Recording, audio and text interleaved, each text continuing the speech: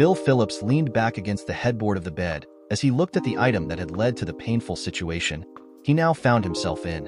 It was so simple and still very common, although not as common as they had once been. Not quite 3 inches wide by 2 inches high, and if you looked at it from the side, it appeared to be in the shape of a small wedge. An everyday package of paper matches. He opened it and counted the remaining matches inside, and came up with 35, the same number he always arrived at when he went through this ritual. 5 were missing, another number that never changed. He wondered why he took the time to count them again, and considered that maybe it was a sign of his depression. This particular package was plain white in color, both inside and out, with fuchsia printing on the flap that opened to reveal the matches inside. When he first saw the package, he thought of the color as sort of a light purple, but a secretary at the office had told him that no, it wasn't purple, it was fuchsia. Someone else told him later that the printing was magenta, and when he checked it out on the internet, he found that the two names were synonymous. It didn't really matter. Although he sort of thought that every time he would see the color in the future, it was going to bring him feelings of sadness and loss. There wasn't any phone number, or address, or map to show you how one would find the place it was advertising. All that was printed on it, in fancy script, was the Puma's Den. When he first saw that name, he had no idea of what it meant, and by this time he sometimes wondered if it might not have been better if he had never learned of its significance. Sometimes ignorance really is bliss. Bill had almost another hour to wait before he made a promised call to his sister Sandy, and he decided to once again spend his time going back over everything that had happened since his first exposure to this plain book of paper matches. It had all started just over 2 months ago. It was Thursday and almost 9 p.m. Eastern Time. Time for Bill Phillips to make his normal call home to his wife Linda. He made the call at the same time every evening when he was out of town in Colorado Springs. It was only 7 p.m. Mountain Time, but he had already eaten and would probably watch some sporting event on TV when he got off the phone to his wife.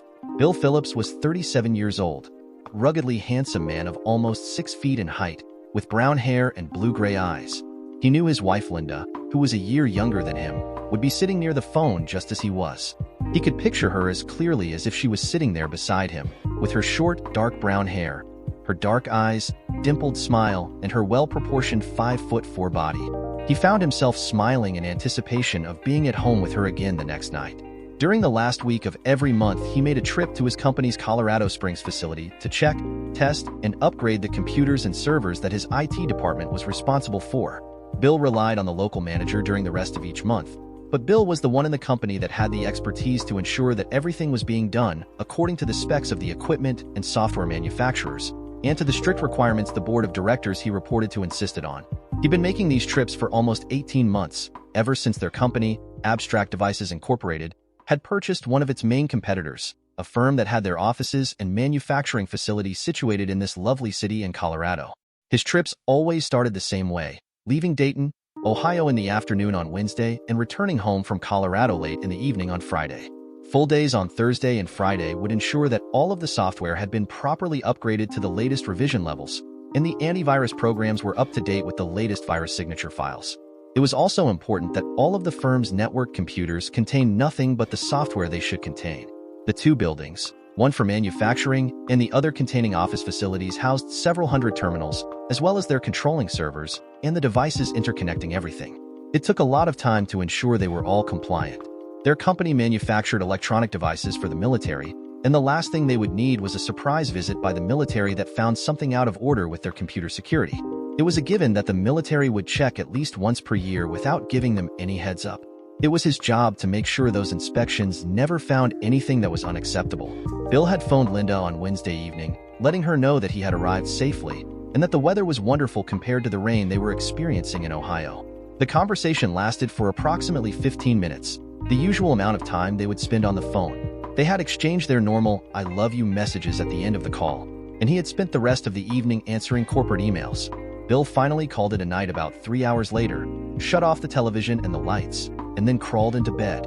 Now it was Thursday evening, and he only had this one night left to pass before he would head back to Dayton. He was watching the clock, and finally it was close enough to 7 p.m., the time that he normally would make his call. As usual, his wife answered on the second ring, and reported that as usual, she was fine, but had had a busy day at work. She was a sales manager at a large furniture store in the Dayton Mall, located not too far from where they lived. There were 4 other locations around the Dayton area, and her job entailed overseeing their sales forces as well. There wasn't much of great importance to talk about, because he had only been gone from Dayton for a day and a half. Instead, they took turns joking with each other about who had the most difficult job, but soon they exchanged their customary messages of love, and he hung up the phone. Within 15 minutes, he was getting comfortable on the bed, watching baseball, when he realized that he had not told his wife that his return flight would be getting him home at the unusual time of 7 in the evening, instead of what had been the more normal time of 10 o'clock Dayton time. The airline's scheduled flight from Colorado Springs had been permanently moved forward by 3 hours, a change that he welcomed wholeheartedly. He was lucky he had checked his ticket in time, as he had just naturally assumed his flight would leave at the time that he had become accustomed to. When he phoned to confirm the change, he was told that in order to accommodate new routes, the flight from Colorado Springs to Dayton by way of Indianapolis had to be bumped up to the earlier hour. Sometimes change was good, he decided. Since he was going to be that much earlier getting home, he had intended to ask Linda if she wanted to go out for a drink and maybe some dancing for a couple of hours after he got home. This wasn't something they were usually able to do on Fridays anymore, and it had once been their most usual way to spend a Friday evening.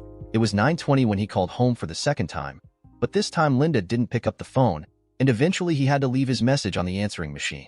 The answering machine would pick up after only 4 rings, so he made his message long enough that she would have a chance to get to the phone if she had heard it ring. He wondered why she had been unable to take the call, but finally assumed that it was because she was probably doing the laundry and hadn't heard the phone. She would often tackle mundane chores like that later in the evening when he was away on his monthly trip. In any event, he was soon engrossed in the ballgame, and the fact she hadn't answered his call was just as quickly forgotten. The earlier departure from Colorado Springs had forced Bill to skip his usual lunch at a nearby restaurant, having to settle instead for a sandwich from a vending machine, but other than that it had been no problem for him. He had also managed to have a quick snack in the Colorado Springs airport while he waited for his departure. Bill traveled light, and it didn't take long for him to get out of Dayton International Airport and into his car that had been left in the long-term parking area. The route home was down I-75 south to the Miamisburg Centerville Road exit. It was just before 8 o'clock when Bill Phillips got to their home on a quiet street in West Carrollton, a suburban area southwest of Dayton. It was a nice area, and he and Linda loved their home. As an added bonus, neither of them had to drive very far to get to their jobs. Originally, their home had belonged to Bill's parents, but when his parents decided to move to Florida for their retirement, they had given the home to Bill and his sister Sandy. After some friendly negotiations, Bill had bought out his sister, although doing so had required him to take a mortgage out on the property. It had been his home for over 10 years. He had owned the house for a year before he and Linda decided to marry, and it was natural for them to make the house their home together. With 3 bedrooms, it was large enough that they wouldn't have to move right away when they decided to have children. As he pulled into his space in the garage, he wondered if Linda had considered the message he had left for her, and whether she would want to go out for a quiet drink at least. He could see she was home because her new model Chrysler was in her spot, right beside his more pedestrian Ford sedan. He hoped that if Linda was agreeable to going out, that she would give him time to shower and change. He had been busy and rushed for most of the day, especially with the need to get to the airport earlier than he was used to, and he needed to freshen himself up. It shouldn't be a problem, as he could get ready quickly. He entered the house through the kitchen entrance, left his laptop on the kitchen table, and went down the hallway towards their master bedroom. The door was almost closed, and he pushed it aside gently before stepping into the empty bedroom. He could see that a dim glow of light was visible through the slightly open door to the ensuite bathroom. After carefully setting down his suitcase, he quietly slipped off his shoes, jacket, and tie, and walked to the bathroom door. When he opened it slightly, he could see his wife relaxing in the tub under a swath of bubbles. Her brown eyes were closed, and he could tell she was probably in a state of semi-sleep. There were about a dozen candles of varying sizes and shapes scattered around the bathroom. "You look comfortable, my dear. It's been a while since I've seen you relaxing in a bubble bath. I almost feel like I should join you." He laughed quietly, knowing that his offer would be refused again, as it always was. Linda didn't open her eyes before replying, "I've been waiting for you, but I think you can go have a shower in the bathroom across the hall and then come back to join me." Now she did open her eyes, and quickly turned towards him with a radiant smile before continuing, "I didn't mean join me in the tub, either, Bill. We'll need a bigger tub before you can do that." She let out a little giggle after implying that she wasn't totally opposed to the idea. Bill was already removing his shirt and unbuckling his pants as he answered, "I'll be right back. Don't you go anywhere." Linda giggled again and said, "I wouldn't dream of it.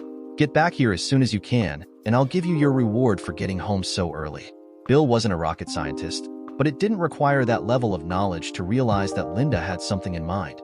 She often did feel especially playful after relaxing in a warm tub, swathed with bubbles, and breathing the air sweetened by the aromatic candles she enjoyed.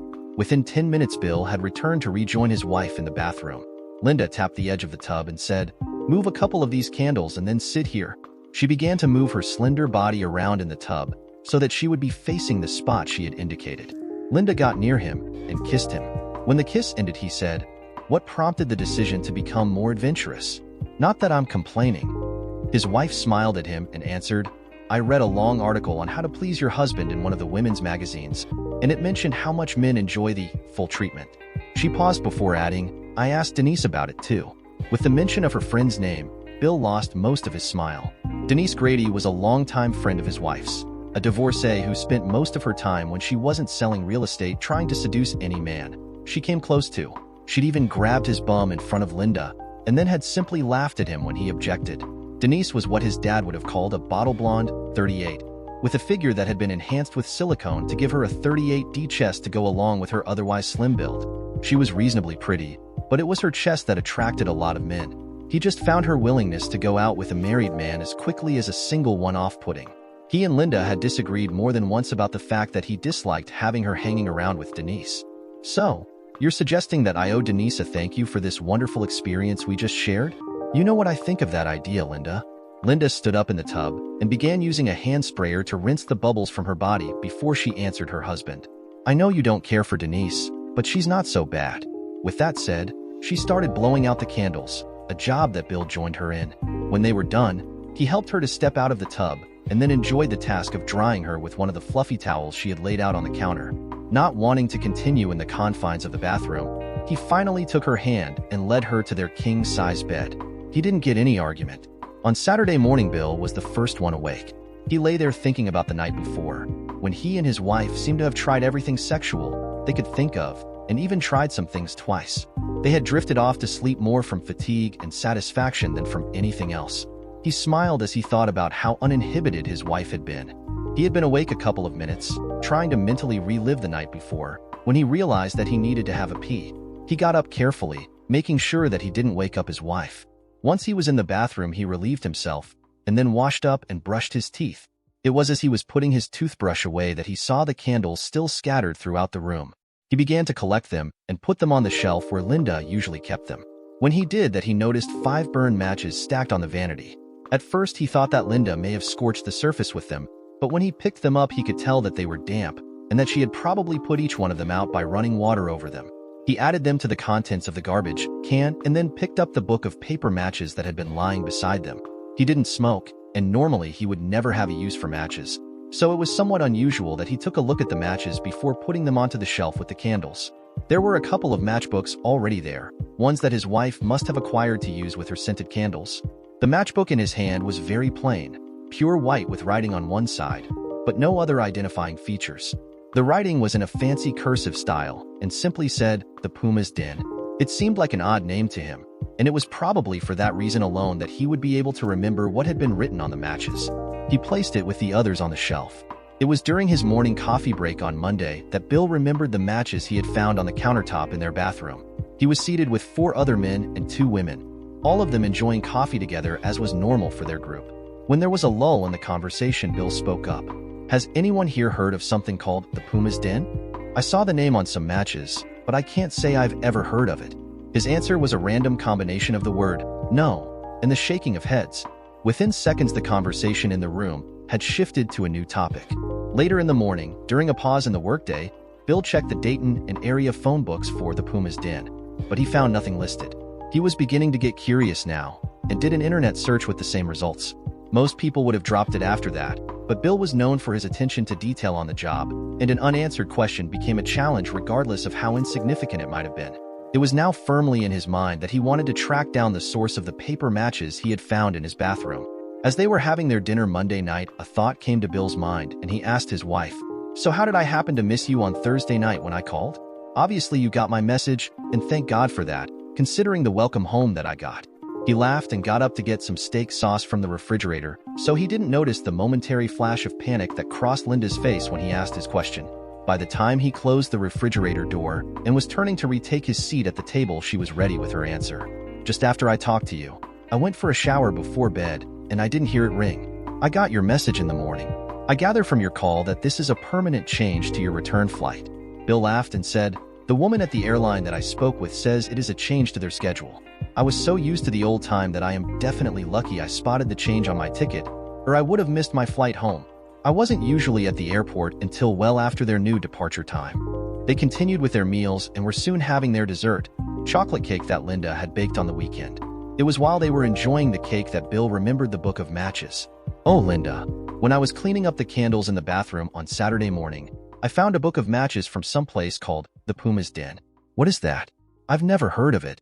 This time he was looking his wife's way as she heard his question, and he did notice a very momentary look of shock, or possibly panic, pass over her face. It was a fleeting change to her otherwise composed features, and it struck him as unusual. She quickly answered him with, "I have no idea, Bill. I don't even know where I got those matches from. I must have picked them up somewhere, most likely at work." She had finished her cake, and as she began to speak, she decided to stand up and collect some of the dirty dishes still on the table and carry them to the dishwasher. He was unable to watch her face as she completed her answer. If it wasn't for his inquisitive nature, he probably would have dropped it at that, but instead he again filed it away for further investigation.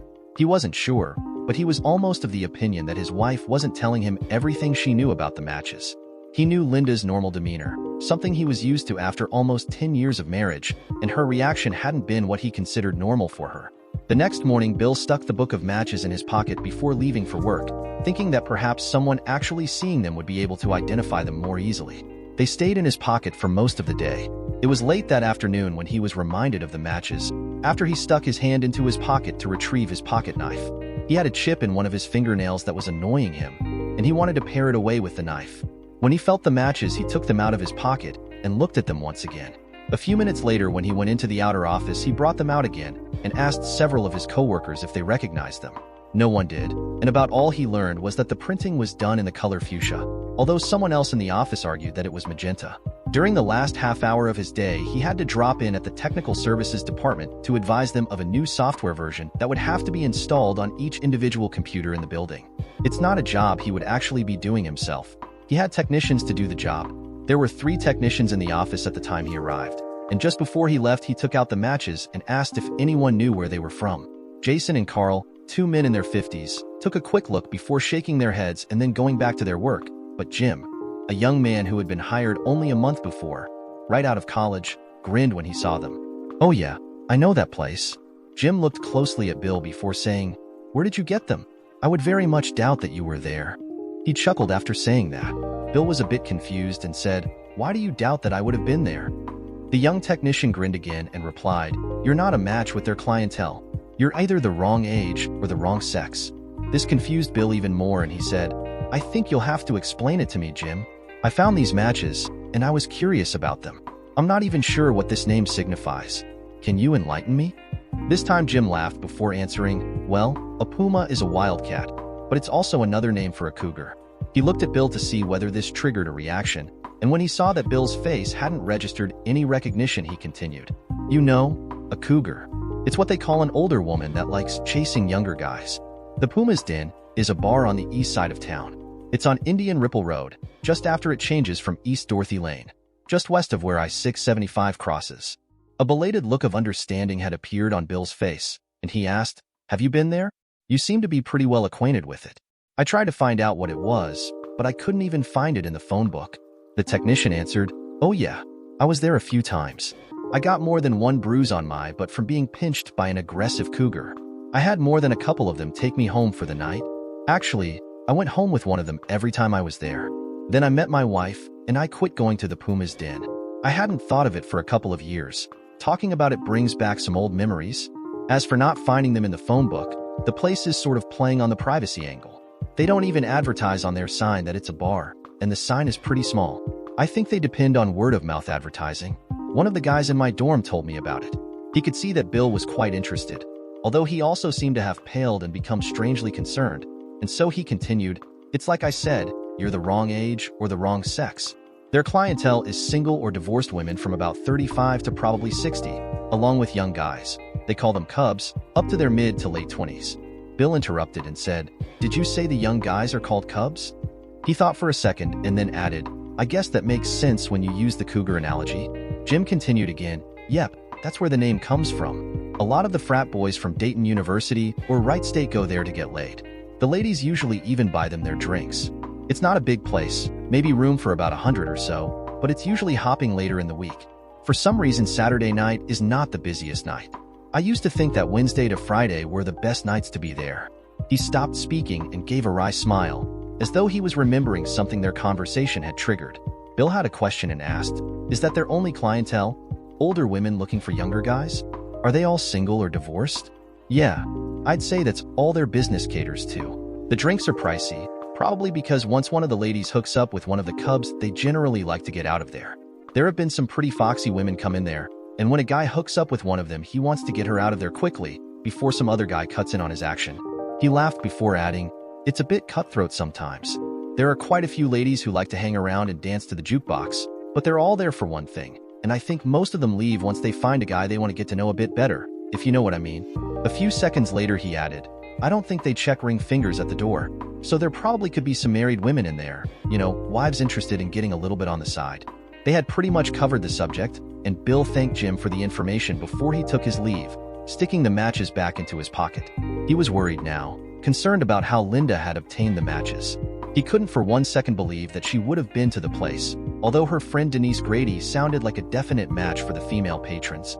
Bill had told his wife many times about how much he disliked her friend, and now he was wondering if his concerns could have been too well placed. He still felt he could trust Linda, but he certainly didn't trust Denise. Maybe if he was lucky, Denise had simply left the matches at his home. As Jim turned to walk away, he could see how a woman would be interested in him. Jim was a handsome man with the popular bad boy look, enhanced by an intricate tattoo on his left forearm and a small soul patch on his lower lip. He tried to imagine Jim with his wife Linda, but he just couldn't do it.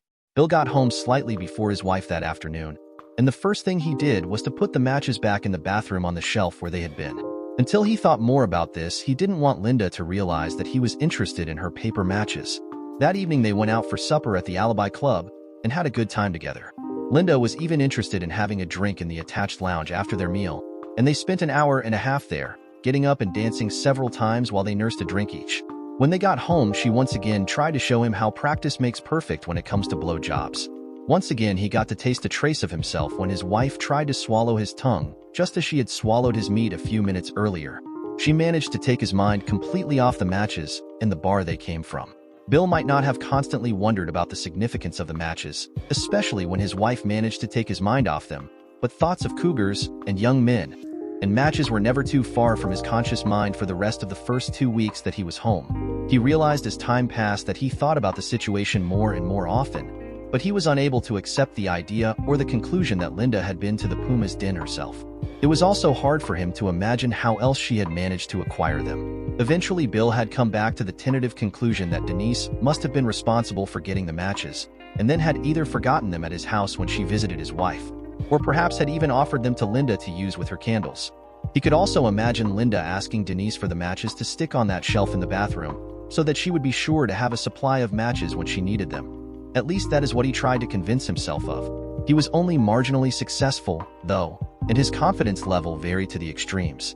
It was Monday morning, 10 days before he was to make his next trip to Colorado Springs. Bill had just spent most of the weekend busy in his backyard while Linda did some major house cleaning, but he was also trying to settle in his mind once and for all the question of whether he had any reason to doubt his wife's fidelity.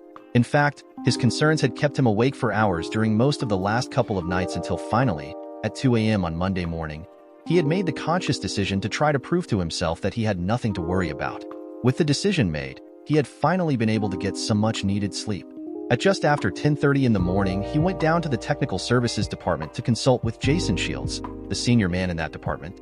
He knew that Jason had expertise with surveillance equipment in the past. It was equipment that their company had installed to monitor the parking lots, building entrances, and strategic locations inside their offices and manufacturing facilities. Jason was alone in the office when he arrived, but still Bill requested that Jason join him in one of the conference rooms for a private discussion. That wasn't a completely unexpected situation in a department that handled things like security surveillance and also computer security for a company involved in military contracts. Jason was a tall man, almost 6'2", with dark hair that was graying at the temples. He had craggy features and a rough voice, and a first impression could be that he was intimidating. But Bill knew that this projection of toughness disguised a friendly and very knowledgeable man. He quickly got to the point. "What's this about, Bill? Do we have some security concerns somewhere?" Bill didn't quite know how to broach the subject, but he finally said, "I have a situation that's more delicate than most. It's a personal request, not for something here at Abstract Devices. I'm hoping you can give me some advice, strictly off the record." Jason didn't hesitate to answer, "I don't have any problem with that at all. You've been more than fair with me over the years, and I'd be very happy to help you with anything if I can." He stood there expectantly, waiting to hear what Bill had on his mind. Now that the moment had arrived where he would have to put his fears and suspicions into words and actually share them with someone else, Bill was suddenly unsure if he should take that step. He realized he was almost afraid that by speaking those words he could somehow make them come true. "Well, I'm not really sure what I want. I guess I'm hoping you can suggest something to me. I'm wondering, I'd like to know, if there's an easy way for me to bug my own home." He became even more nervous and hesitant before continuing. "I need to know whether anything suspicious is happening around my home when I'm out of town." Jason caught on quickly and immediately replied, "I think I know what you're getting at, Bill. I'm not sure if you know this, but I got divorced about 18 months ago. It was surveillance equipment that I installed that gave me what I needed in order to prove my wife was having an affair with our next-door neighbor, a man that I had considered a good friend." Bill quickly nodded his head and said, "That's what I need. I don't think there's anything going on, but I have to know whether my suspicions have any foundation in fact. I'm afraid I'll drive myself crazy with the uncertainty, even though my reasons for being suspicious seem to me to be pretty slim." The older man nodded at two of the chairs and said, "Why don't we sit down here, and you can tell me what's got you feeling this way? I went through this with my wife, so I guess it could perhaps give me some small measure of expertise on the subject, although I know that everyone's circumstances are different." The suggestion seemed logical to Bill, and he quickly spilled out his concerns. "I don't really have anything concrete. It all started when I found a package of matches in my bathroom that advertised a place I didn't recognize. It's a bar called the Puma's Den. I finally found out what it was all about from Jim, the new man in your department. Long story short, it's a bar catering to middle-aged women who want to hook up with young guys. I can't imagine Linda, that's my wife, going to a place like that, but that's what I have to find out. She also has a divorced friend who potentially could be a really bad influence. Last week I was doing some research on the internet, searching for ideas on what to look for in the way of suspicious things a cheating spouse might do or say. Only a couple of them struck home. The big one is that lately my wife has been much more aggressive sexually. According to what I read, that might mean she's trying to avoid suspicion, or maybe she's trying to make up for something she's already done." Bill hesitated, but he finally continued. "Another thing I read was that a change in sexual practices might be a sign of infidelity. Lately she's apparently overcome a long-time aversion to oral sex." He laughed nervously and added, "I know, you're going to think I'm crazy to be complaining about that." The younger man quickly returned to his sober state and said, "There was also the night I phoned home while I was out of town, and she wasn't there to answer my call. She gave me what seemed to be a plausible reason for that, but I have no idea if she was telling me the truth. Last but not least, I'm pretty sure she lied to me when I asked her about the matches from the Puma's Den." He squirmed uncomfortably in his chair before saying, "I know it isn't much, and I've probably got everything all wrong, but this is eating at me now. I really need to find a way to prove to myself that I'm wrong about all of this." Now that he'd made his explanation, Bill leaned back in his chair and relaxed, having just realized that he was hunched forward awkwardly and was completely tensed up. Jason didn't say anything at first, but finally he began. "I don't think you have as much to go on as I did, but I don't mean to say that you're wrong to be concerned. I also looked into what the clues for infidelity might be, and in my case the big one was that my wife started working more hours, overtime. But I could see her checks weren't any larger when they were deposited in the bank. I installed some little surveillance cameras, one in the living room and one in the bedroom, along with a digital recorder on the telephone line. I was finally able to tape her phone conversation with the next-door neighbor, making plans to meet him at the Red Roof Inn over by I-75. I think it's over in your direction, isn't it?" Bill nodded his head and said, "I know the place. I see their sign every time I drive to work, or when I go back home." Jason continued, "I never did get anything from the cameras, but I was able to use the information on the audio recording so that I could be waiting there to get film of the two of them going into and coming out of the room one evening. It was enough, especially when it showed them kissing and feeling each other up in the parking lot." He shook his head and looked sad as he said, 22 years, down the drain just like that. At least the kids took my side and have basically disowned her. They're both in university, and these were supposed to be the start of our Golden years, I guess. I don't know where she moved to. Somewhere near Detroit, I think. She has a sister there. The neighbor got divorced too, but he had no interest in a long-term relationship with my ex. His wife took him to the cleaners because they had a prenup that she was able to use against him. Something about an adulterer hardly getting any of the family assets. He seemed to realize that he was getting away from what they had been discussing and quickly laughed before continuing. That's enough about what my problem was like. You're here for my help with your own situation, not the other way around. Jason thought for a couple of moments before he said, I think I know exactly what you need. There's some new equipment that just came out, and I just read about it the other day. High definition, audio, and video capable, and connects to a computer using Wi-Fi. They're small, and they give a very high quality output. He quickly got up and said, let me go get one of the trade publications that's on my desk. I'll show you what I mean. Before he left the room, Jason stopped and added, you know, I'd loan you the 2 cameras I used, but I gave them to a friend. I do have the telephone recorder, though, and I'll bring it to work with me tomorrow. It works well, and you can just give it back to me when you're finished with it. It took Jason a little longer than planned to find the publication he was thinking of, and Bill used the time to once again think about where he would be able to place surveillance devices. He thought he had that all figured out, but everything changed when Jason returned. Jason seemed excited when he re-entered the conference room. He was waving the trade publication as he came in and sat down across from Bill. He opened it up to one of the pages and turned it so that Bill could see the information. This little baby is quite the camera. It uses Wi-Fi to send audio and video to a PC or network server, and it accepts programming from the PC. It can be run by battery or an AC adapter. There are also versions that come built into things like a working clock radio, plug-in air freshener, or carbon monoxide detector. The 2 men looked over the information provided in the advertisement, and then Jason left to grab his laptop so that they could visit the corporate website of the manufacturer. They found even more information on options and features on their website. Bill had a small smile and was nodding his head as he said, this equipment looks ideal for me. Do you have any idea how long it would take to get it? I'd like to have it up and running before my next trip in 10 days. Jason did another quick check of the website and found that there was a distributor in Cincinnati. I deal with this supplier from time to time. I would think we could get them to ship whatever you want overnight. Delivery won't be a problem. In fact, I should have a good working relationship with their sales manager. Her name is Heidi Westerback, and I knew her years ago when we were teenagers and both of us lived in Xenia. Jason paused, and it was obvious that he was doing some thinking as his gaze was fixed on the end wall of the room. Bill was just about to say something when Jason continued, I think I heard she had been widowed a while back. Maybe I can use your order as an excuse to get to know her again, not as customer and client, but as man and woman. You know, we actually dated years ago. Quickly returning to the present from his trip down memory lane, he said, let's figure out what you need and we can order it by the end of the day, and hopefully you'll have it here in the morning. The 2 men discussed the possibilities that Bill had settled on and ended up ordering 4 of the high-end devices. Bill was back in his office before noon, with the order having been placed and charged to his credit card. When he left Jason, he was at his desk, engaged in a pleasant personal conversation with his old friend Heidi. Bill's order of surveillance equipment arrived the next day, and he spent his free time inspecting it and reading the enclosed literature. If it hadn't been prevented by their company's security rules, the ones he had written himself, he would have installed the software and practiced with the equipment right then and there. Jason had brought in the telephone recorder as promised, along with the instruction booklet for it. It was a simple device that was installed in the telephone line by plugging it into a wall jack, and then plugging a telephone into the recorder. A quick look at the specifications showed that the replaceable batteries would record hours of conversation to a standard plug-in memory card. He was very impressed with the apparent quality and sophisticated features of all of the industrial-grade equipment. Before the end of the day, he had booked the next day off, time he intended to use for installation and testing of the cameras.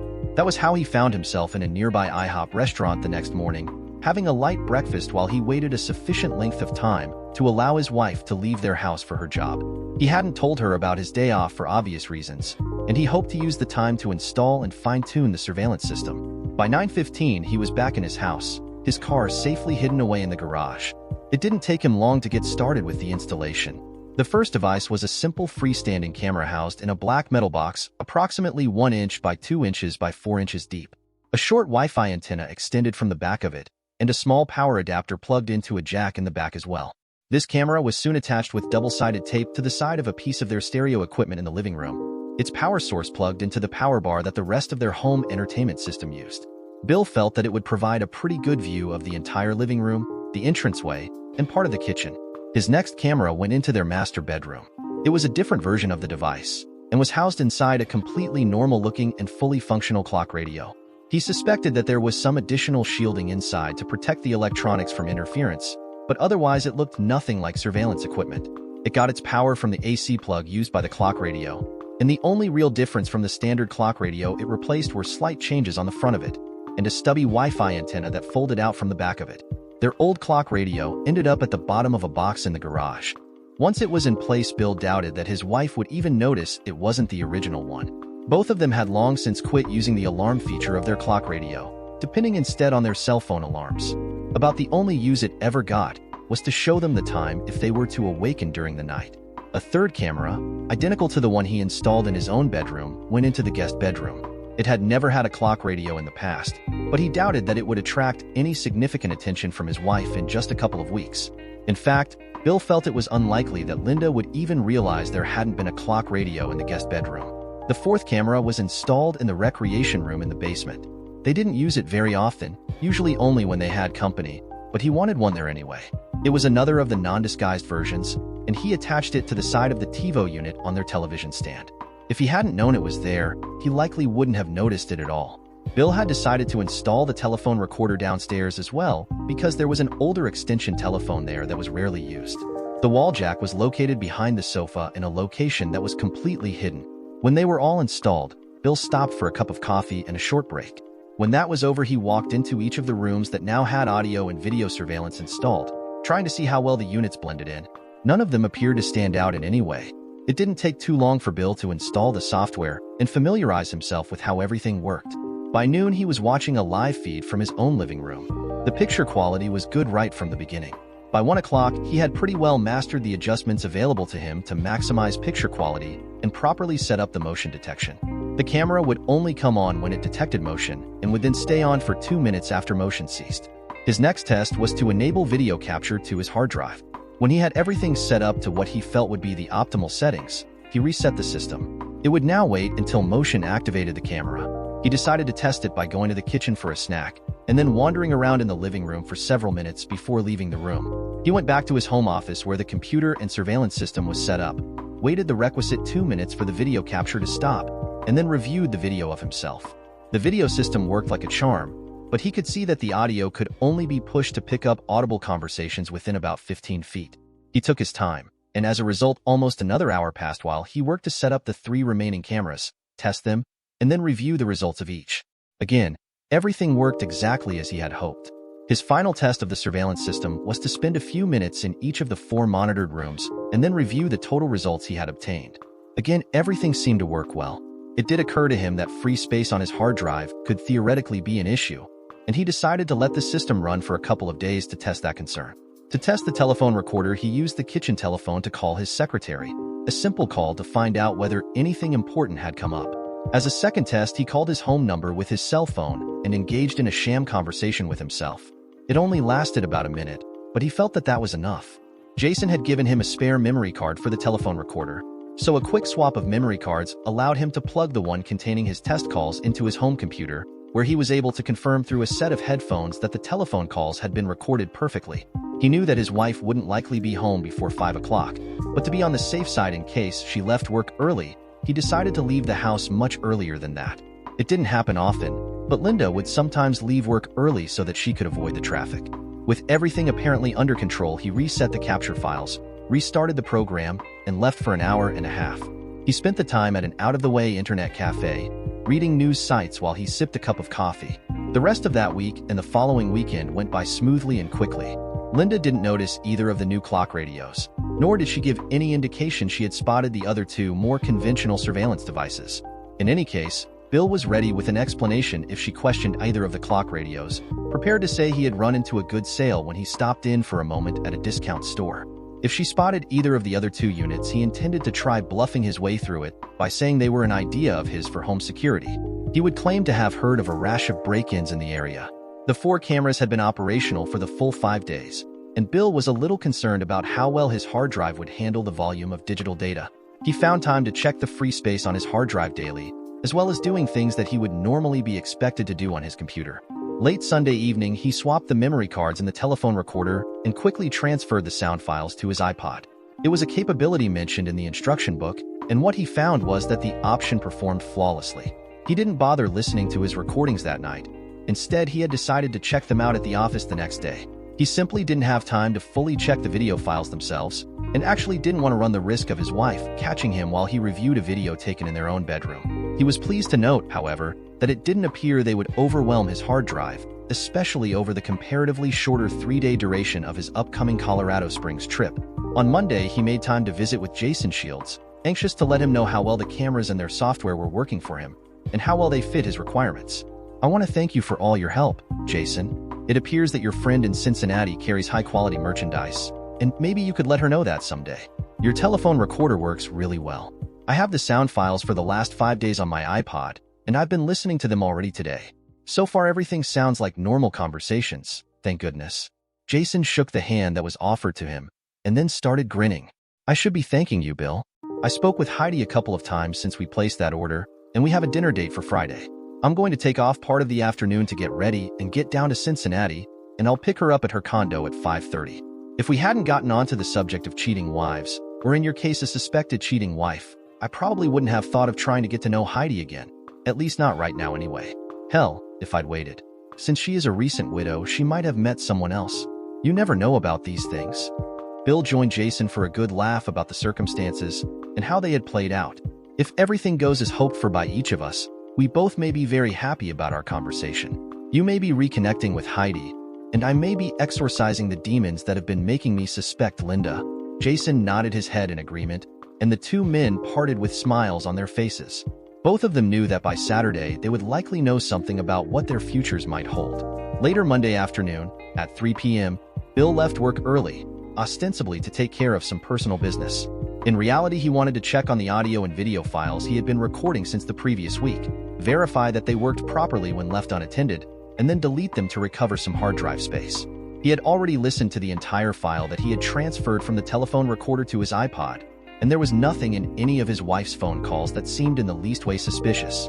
He knew it didn't cover the entire range of possibilities, though, because perhaps she would have used her cell phone for any call that she didn't want him to accidentally overhear. Everything checked out perfectly. He was able to review portions of all 4 of the files, fast-forwarding through large sections of them, and satisfying himself that the system would do what he needed. Again, he noted that not all of the audio was picked up if the speech or conversation was further than about 15 feet away from the camera's audio pickup. When that was done, he deleted all of the stored files and reset the system. He decided that he would reset it again in a couple of days, before he left on his trip. At least now he knew there would be no hard drive capacity problems. The fact he had to delete the video of the two of them making love in their bedroom sort of annoyed him. Later, he realized that he owned the equipment now, and could always devise a way to convince Linda it was obsolete equipment he had obtained from work, and they could create all of their own erotic movies. He hoped she'd be okay with that idea. Linda came home at her usual time, and didn't have any reason to suspect that her husband had been home earlier than was normal. Together, they prepared a nice meal, and spent the evening watching a movie they had TiVoed on the weekend. When the movie ended, they remained on the sofa in their living room, talking about what they had watched. "That was a fun movie, wasn't it, Bill? I really like movies with children as some of the main characters. I really enjoyed it too, Linda." He slid his arm around his wife before continuing. "Usually these movies with children don't have much adult romantic content in them, but this one did. Did it give you any ideas?" He caressed her cheek with his fingers, and when she turned his way, he began to kiss her. She quickly responded. That first kiss seemed to get them both warmed up, and it carried on for a lengthy time. Finally, Linda broke the kiss and said, "I've wanted to talk to you about something, and that movie brought it back to my mind again. Lately, I've been thinking we should get serious about having children of our own. What would you think of that idea?" After asking the question, Linda had not given him time to answer before she tried to swallow his tongue and count his teeth with her own tongue. It was another minute before she released her husband. "Wow, Linda, you haven't kissed me like that in a while. We should watch movies more often." He was smiling when he said it, and while he hadn't forgotten her question, he didn't get a chance to answer before she spoke. "It has been a while, Bill, but that's not all my fault, you know. You've been pretty wrapped up in your job for quite a while. But you haven't answered my question. What do you think?" Bill pondered his answer for a few seconds before he replied, "I've always wanted to have kids, Linda. You know that. If you're serious, you won't get an argument from me." He laughed and added, I'm not the one taking the birth control pills." Linda gave him another kiss, this one quite a bit shorter and involving a lot less tongue before she said, "I am serious, Bill. I know we've talked about this in the past, and you've always left it up to me, but I think I might be ready now. My job is starting to get annoying at times, and I wouldn't mind quitting. Maybe the time is right to decide to have children." The remaining time before Bill's scheduled trip to Colorado Springs passed by quickly. Bill had almost completely quit looking at the 4 cameras he had installed in the house, and he rarely thought about them while he was at home. It was obvious that Linda hadn't noticed anything, or at least he had no reason to believe that she had spotted one of them. Bill always left for the airport directly from the office, but this Wednesday he left an hour earlier than normal so that he could stop at home, clear the stored files, and then restart the surveillance program. As a precaution, he also installed new batteries in the telephone recorder and swapped the memory card. He transferred the contents of the memory card he had removed to his hard drive before he erased it and put it in a drawer. In some ways, he wished he was allowed to install the software on his company laptop, because then he would be able to monitor the cameras online using the internet to access that feature of the system. Instead, he resigned himself to having to wait until he was back at home to check the results of his domestic spying operation. That morning, Linda had awakened him half an hour early by trying to swallow his morning wood. He had found it to be a most wonderful way to wake up, and now he wasn't surprised when she kept it up to completion. "There, that should hold you over until Friday night," she had said. He had assured her that it would, and reminded her that she had now set a precedent for when he arrived home, telling her that he expected her to be in the tub and surrounded by candles when he returned. As he left the house to head to the airport, it occurred to him that there was a wide gap between their loving conversation that morning and the surveillance equipment he had just rechecked and was planning to spy on her with. It made him realize that he might be coming home to something totally different than what he hoped he would find. To suggest that Bill Phillips was nervous and upset during his Wednesday afternoon flight from Dayton to Colorado Springs would be understating the obvious. He was happy that he gained 2 hours on the flight west, as he could occupy his mind with work-related thoughts by going to the Colorado Springs offices as soon as he arrived. As usual, he picked up his rental car and went directly to the offices of their subsidiary before even checking into his hotel. When he walked out of the elevator on the 3rd floor, he met his local manager, Lewis Dempster. "Holy crap, Bill. Are you feeling okay? You look like you're about to unload your lunch on our carpet." Bill had known that his employee used a direct approach wherever possible, but he thought this greeting was a bit over the top. Bill smiled weakly and replied, "I'm going to be okay. It was probably something I ate on the flight. Maybe I got a bad peanut in my complimentary package of snacks." Lewis looked a little skeptical, but he deferred to his superior with, "If you say so, Bill. Would you like some Alka-Seltzer or something? I think there's a small selection of antacids and such in the vending machine." Bill forced himself to suck it up and waved his hand in dismissal as he stated, "I'm okay. Don't worry about it, Lewis. I'm sure it's nothing." Bill spent about an hour being filled in on the largest problems that had appeared over the month since his last visit. Before he left to check in at his hotel, he downloaded the corporate emails that had arrived in his inbox since he left Dayton, along with copies of the local situation reports that he would have to audit. In some ways, it was good that he didn't need to make any decisions during that hour, because he could not have predicted with any accuracy at all how well his performance would have been rated. Thinking about Linda, about what was going on in Dayton, if anything was, and what he would discover on his hard drive when he returned home, was eating him up. After he checked in, Bill made his customary stop for dinner at the restaurant just off of the lobby, but this time he found he could barely eat anything at all. Usually he was able to enjoy a light meal at least. He often thought that it was the clean, fresh air blowing down from the Rockies that gave him an appetite when he visited Colorado Springs. At about 20 minutes to 7 local time, he pushed away the plate of food that he had been toying with, paid his bill, and headed up to his room. He knew he would be unable to get away from phoning Linda as was customary, and his gut was already signaling that the stress he was feeling might bring up the small amount of food that he had just finished eating. Bill had belatedly taken Lewis' advice and had purchased a roll of antacid tablets. He had also bought a can of ginger ale, one of his mother's favorite remedies for an upset stomach.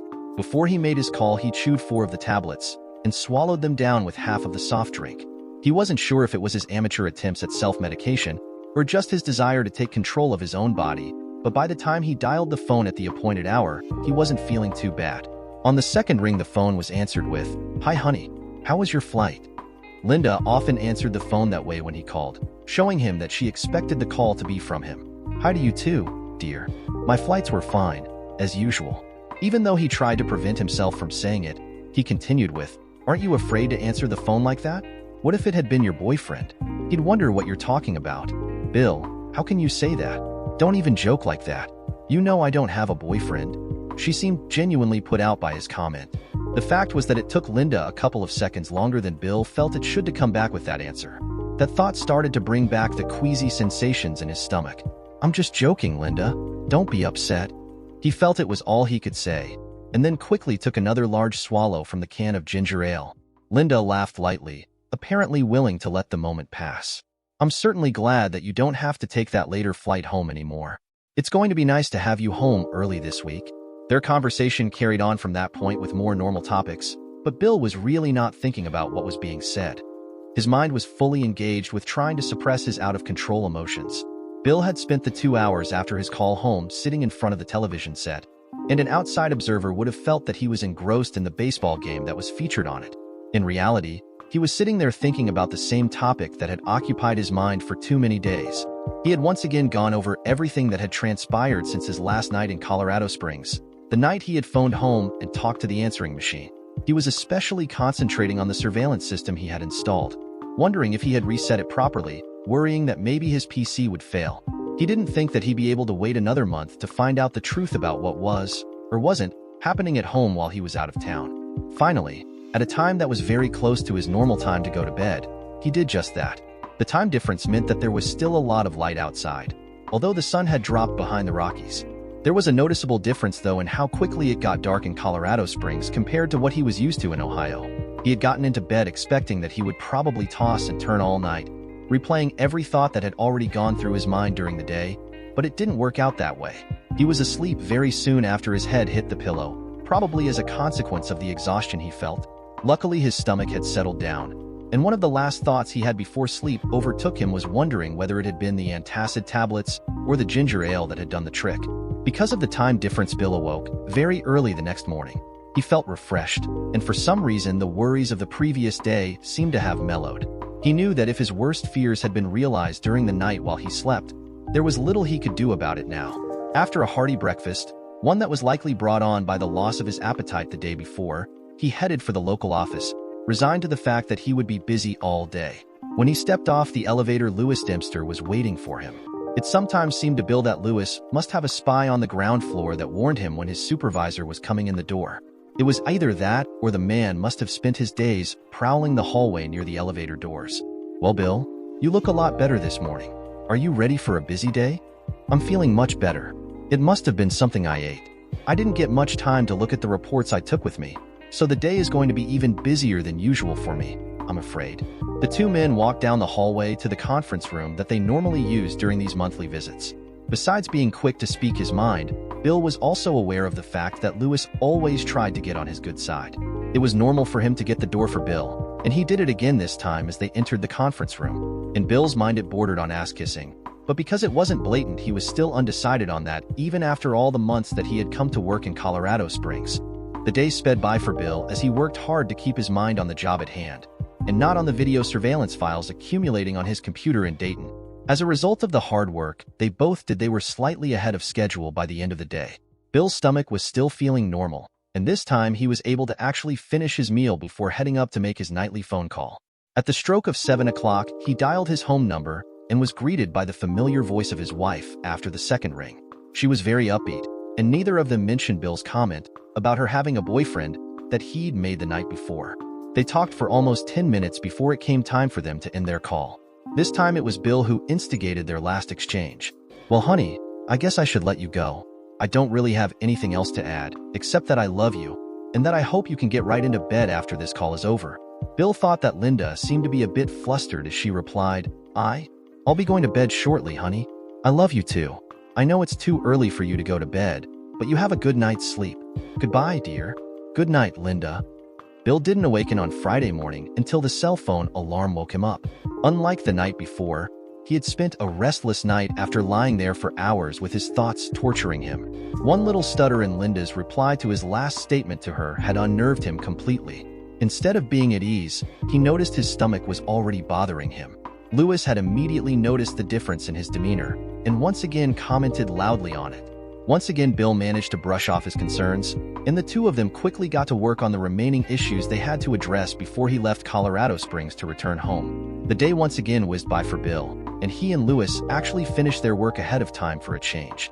Bill was able to leave early for the airport and was not rushed at all when he returned his rental car, checked in with the airline, and then stopped for a leisurely light meal at one of the small food vendors in the concourse.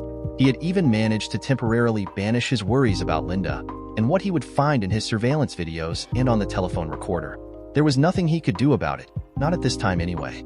He had almost decided to phone home a second time the night before to check whether Linda was there at the house, but he decided against that, partially from the fear that she wouldn't be there, but also because of the possibility that he might scare her off from whatever plans she may have made.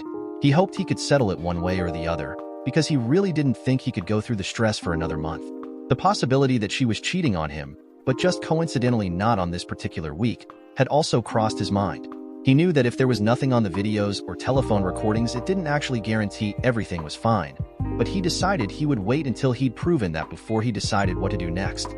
Ideally, there would be no incriminating phone conversations, and he would be able to watch her go to bed alone both of the nights that he was away. He knew that she could possibly leave the house to meet someone at a place like the Red Roof Inn, but the video would provide evidence of the times that she came and went while he was away. Anything out of the ordinary would be obvious to him, and he would have to decide how to handle that if it happened. Bill pulled into his garage at almost exactly the same time as he had 1 month earlier. Linda's car was where it was supposed to be, and he quietly entered their kitchen, just as he always did. He was tempted to walk quietly straight past their bedroom door so that he could go to his computer and review what happened on the days that he was away from home, but it turned out that was impossible even if he had seriously intended to do it. As he approached their bedroom door, it was obvious Linda had heard him come in as she called out to him, "I'm waiting for you, honey. Get in here and get ready for your shower. I want you here in bed with me 5 minutes ago." He could hear her laugh cheerfully on the other side of their bedroom door. There was a decision that he had to make. Either he assumed that his worst fears had been realized, in which case he would want to make some excuse for not having sex with Linda, or he would act as though everything was normal. Since he desperately hoped that the second option was the case, this decision wasn't a difficult one for him to make. When he pushed open the bedroom door, some of Linda's candles were providing sufficient light to let him see that she was laying on her side on their bed, facing him and wearing a sheer and very short blue nightgown. It was one that she hadn't worn for him in at least a year, one that he had almost forgotten she owned. "Wow, Linda, I haven't seen that outfit in a long time. I've really missed it." Seeing her there in such an alluring pose kept his concerns about her fidelity restrained deep in his thoughts. She had always known how to push his buttons, he was quick to admit. "Why don't you see how quickly you can get showered and join me here, honey?" She grinned at him. Bill quickly shed his clothing and headed into their bathroom to have a shower. He could see there were candles placed around the bathroom, but they had all been extinguished. Just before he stepped into the shower, he saw a package of paper matches on the vanity, and he could immediately see that it was not the one that had prompted his concerns in the first place. When he had quickly showered and stepped out to dry himself off, he briefly took a look at the shelf where the candles and matches were normally kept, and he could see that the matches from the Puma's den were now at the bottom of the small stack of matches his wife kept there. He had almost expected he would find that they had disappeared. As he entered their bedroom, Linda asked, "How was your day, honey? I know how hard these trips can be for you. I see how worn out you are." The urge to say that it was his concerns about her, and whether she was hiding things from him, that had put him under a severe strain was almost overpowering, but instead he replied, "I'll be fine, now that I'm back home with you." While he'd been having his shower, Bill wondered if his questions about his wife's fidelity would have any impact on his ability to react to her sexually. He had been so conflicted and concerned over the last 3 days that it was something that was very much on his mind as he crawled onto the bed naked beside her. It turned out his performance anxiety was unfounded. "What did you bring me from Colorado Springs, darling?" Linda was looking at him. Soon, they made love. Their lovemaking and Linda's sincere professions of her love for him had managed to completely overpower his fears and concerns, and he actually had a very good night's sleep. When he awoke in the morning, he contemplated sneaking quietly into his office to try and review the video files, but Linda awoke at the same time as he did to put an end to that idea. "Why don't you stay in bed, Bill? I'm going to get up and have a quick shower, and then I'm going to make us a really nice breakfast." There was a mild look of concern on her face as she continued, "I know you've been busy during your trip to Colorado Springs, especially now that the flight home leaves 3 hours earlier. I'm sure that means you have to work all the harder." Bill murmured his acceptance of her suggestion, and then lay there watching her sexy hips gently shift from side to side as she walked into the bathroom. When she closed the door behind her, he let his eyes close, and it was only a matter of seconds before he drifted back into a light sleep. He probably hadn't slept for very long at all when he was aroused from his brief sojourn with a gentle kiss on the cheek and whispered instructions in his ear. "I hate to have to wake you up, Bill. Breakfast is on the stove and should be ready right about the time that you finish your shower and get done in the bathroom." By the time he joined his wife in the kitchen, she had his favorite breakfast on a plate at his normal place on the kitchen table. The 2 eggs over easy, sausage links, hash browns, and toast had long been his preferred breakfast, although there was rarely time to prepare it. Most mornings he joined Linda for cereal before their cups of coffees. "I really appreciate all of your work with this breakfast, Linda. I know it's going to be as tasty as ever." He gave her a quick kiss on the lips and moved to sit at the table, anxious to eat the meal she had prepared before it got cold. "Thanks, Bill.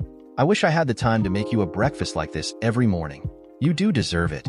There was no time during the morning to even think about going to his combination home office and computer room to start checking the stored audio and video files. He didn't even have the opportunity to go downstairs to retrieve or switch the memory card in the telephone line recorder. It was almost 1 o'clock in the afternoon when they had a light lunch, and Linda announced that she wanted to go to Dayton Mall to find something for her parents' 45th anniversary. She reminded Bill that they were expected to be there to celebrate with them on Sunday afternoon, something he had known for weeks, but had completely forgotten because of the time he spent worrying about his concerns over his wife.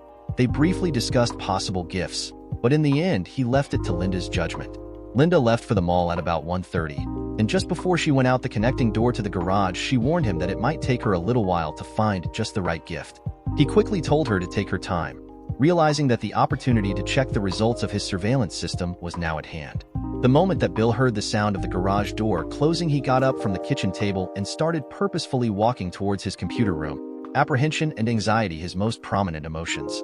The first thing he did as he pushed the door open was look to see that the power light on the tower unit of his desktop computer system was on. He was mostly happy to see that it was on, although a small part of him had hoped that his system had failed and not recorded anything while he was away. It didn't take him long to check and see that there were 4 large video files in the directory assigned to hold the files his surveillance system had created. It took only seconds for him to stop the input from the 4 cameras and start the program that would start time-synchronized viewing from all 4 of the files at once in a combination window on his monitor. He had found that the way it worked was it started with a small sample from each of the 4 files, getting enough information that the start time of each of the 4 files was now known. The monitoring software would begin with the file with the earliest timestamp, switching to the others automatically as their start times were reached. It was entirely possible to have all 4 small screens displaying images at the same time if activity took place in all 4 locations simultaneously.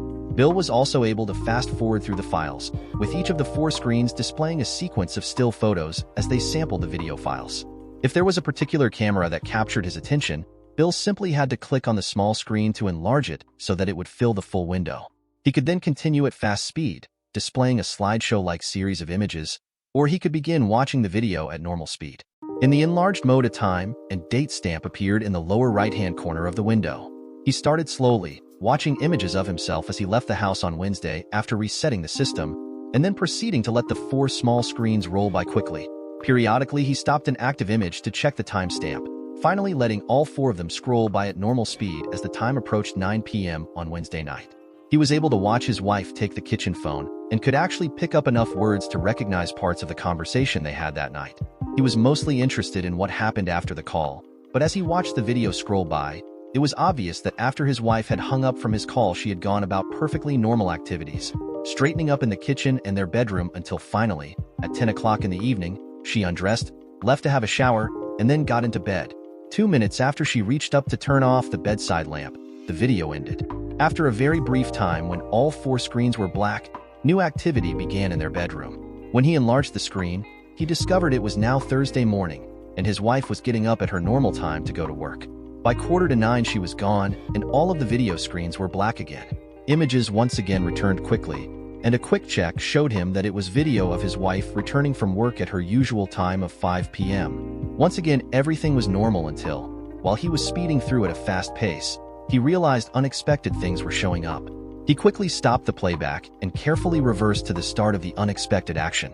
At 8 o'clock it appeared that his wife entered the bathroom carrying some clothing that she had pulled from a drawer in her bedside dresser. He couldn't tell what she took, as she walked off camera into the bathroom quickly. After a brief moment of black screens when all 4 cameras were timed out, she reappeared from the bathroom. He now had the bedroom camera showing a full-screen image, and he could see that she was wearing her half-cup blue bra and the matching thong. It was 15 minutes before 9 when she had come out to the bathroom in her lingerie, with her hair and makeup done, and by 5 to 9 she was dressed in one of her black skirts, this particular one coming about 3 inches above the knee. Her light blue sheer blouse went on over her bra, leaving her bra visible. He had seen her wear these same clothes before, but she had always worn a blue camisole over the bra to hide it. As she faced the camera, looking at the mirror behind it, he watched as she undid the top 4 buttons of the blouse, exposing her cleavage down to the point that the fancy lace at the middle of her bra was just visible. He assumed she would change her clothing, and that what she had just put on was part of the trying on process women often go through, but that wasn't the case. He watched as she left the bedroom and turned toward the kitchen. Bill switched to the living room camera when she appeared on it, clearly visible in the background as she was walking over to the telephone. When she stood there without touching it, he realized she was waiting for him to call. Once again, he was able to watch her answer the phone, listen to a few of the words she spoke to him, and then watched as she immediately hung up the phone and made a brief call. It was obvious that her actions were not the ones he had expected of her, and deep down he already knew that Linda was going out somewhere, intentionally without letting him know, and almost surely to meet someone. This wasn't a smoking gun, but the bullet had been put in the chamber and the hammer was cocked. He continued watching as she paced slowly back and forth in the entranceway until she suddenly reacted to something outside. A knock or a horn, or perhaps something like a voice. There was no way for him to know what got her attention, but she immediately walked to the door, opened it, and then left the house. Bill paused the playback during the 2-minute timeout period, with the camera showing an empty room with no activity. He suddenly realized that the pain in his stomach had returned, and left the computer room to go to the bathroom and take a small handful of antacid tablets. For a brief moment, he thought that if this kind of stomach upset continued, he could imagine himself getting an ulcer. When he got back in front of the computer, he clicked on the icon that restarted the playback. He didn't bother trying to speed up the remaining minute of the no-motion timeout, and when it ended, a brief moment of blackness descended on the screen. He knew that the next activity would be captured by the camera in the living room, since it covered the only 2 ways that anyone could enter the house, so he kept that camera in full screen mode. It only took perhaps 10 seconds of video for him to see that his absolutely worst fears were confirmed.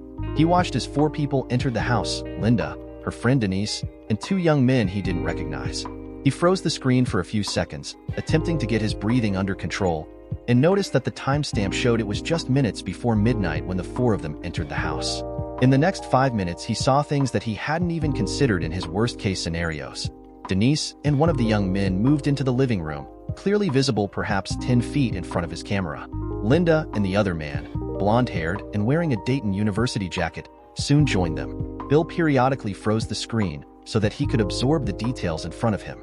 The man with Denise removed a tan jacket that was emblazoned on the front with 3 symbols that he realized were Greek letters. When the blonde-haired man removed his jacket as well, activity picked up. Denise moved into a tight embrace with her man, grasping his hips as she pulled him close to her. In seconds, he could see that she was grinding her crotch into the one she held to hers. Linda and her friend had been temporarily hidden by the bodies of Denise and her date, but when they moved aside, he could see that his wife was imitating Denise's actions. In fact, Linda was being mauled by the young man's hands, and he watched as his wife pushed them away and said, "Slow down. We have all night." He could hear her giggle and then continue, "I bet you wish mine were as big as Denise's." "No, I like yours just fine." The man's hands moved to Linda's chest, and he began undoing the remaining buttons of her blouse. Bill was praying that she would push his hands away and put an end to what was happening, but he watched as she stood there looking down at the 2 hands that were carefully undoing her buttons. When they were all undone, he spread her blouse open and moved his hands back to her. It was hard to hear clearly, but he was certain Linda had said, "That's much better." Bill was watching what took place like he was in a trance, until finally motion on the right of the screen caught his eye, and he watched as Denise removed her own blouse, followed quickly by her bra. He could finally see the assets Denise was so proud of, but they did nothing for him. Instead, all he could think of were the grotesquely large assets of an internet spicy star. It was at this point that Bill froze the playback, because the tears that had been forming in his eyes were now interfering with what he could see. He took out his handkerchief and tried to dry his eyes, but when he looked back at the screen and could see Linda's hand had moved between her and her partner, her intent obvious, his tears interfered again. For the next 15 minutes, Bill turned off full screen mode and watched in fast play as the activities in the living room and then the 2 bedrooms took place. He periodically stopped and switched to full screen mode, watching full screen-sized frozen images display like a slideshow, showing him what was happening. Bill was almost in shock at some of what he saw, and knew that he couldn't possibly watch what had taken place in his own bedroom at normal speed.